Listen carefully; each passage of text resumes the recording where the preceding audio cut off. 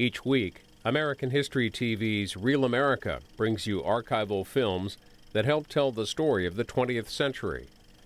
The True Glory is a 1945 co-production of the U.S. Office of War Information and the British Ministry of Information, chronicling events in Europe from the June 1944 D-Day invasion until the surrender of Nazi Germany in May of 1945.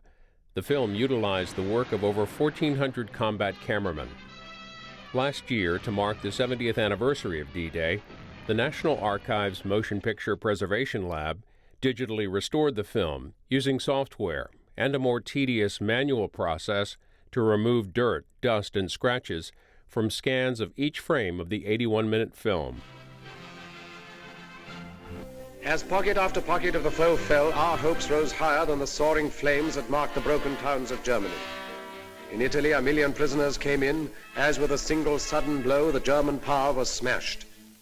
Then our tanks drove through the southern mountains, where the foe had hoped to make his furious final stand. The Russians took Berlin and cut the heart from Hitler's empire. And he himself, who planned to rule the earth from pole to pole, vanished like smoke among the falling walls. Upon the green banks of the River Elbe, we waited for the East and West to meet.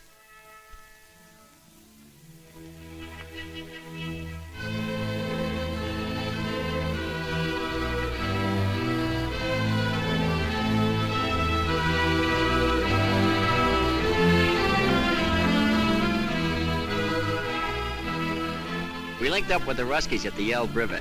I hung around for a couple of days with a Tommy gunner named Konikov. He didn't know any English, so I taught him to say my aching back, and he taught me Tovarish. That means comrade. We drank toast to Lend-Lease and had a million laughs. Then old Konikov found an interpreter and gives a toast to the great American soldier. That stopped me. We did all right, but I don't like to think where we'd have been without them.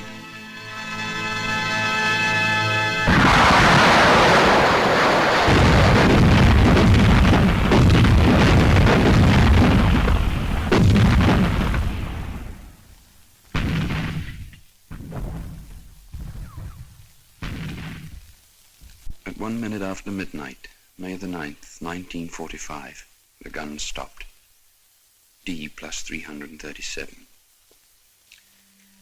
Now it starts. All the arguments about who won the war. Well, here's what I say.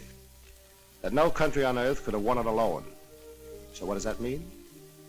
That anybody who wants to take a bow by himself is not only boasting, but nuts.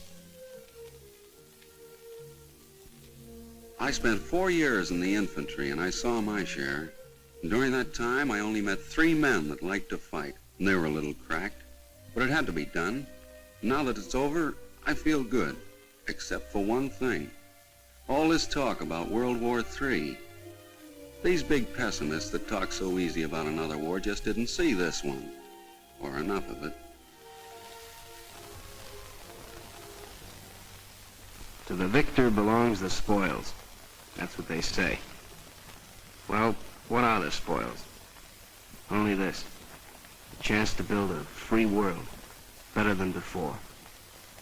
Maybe the last chance. Remember that.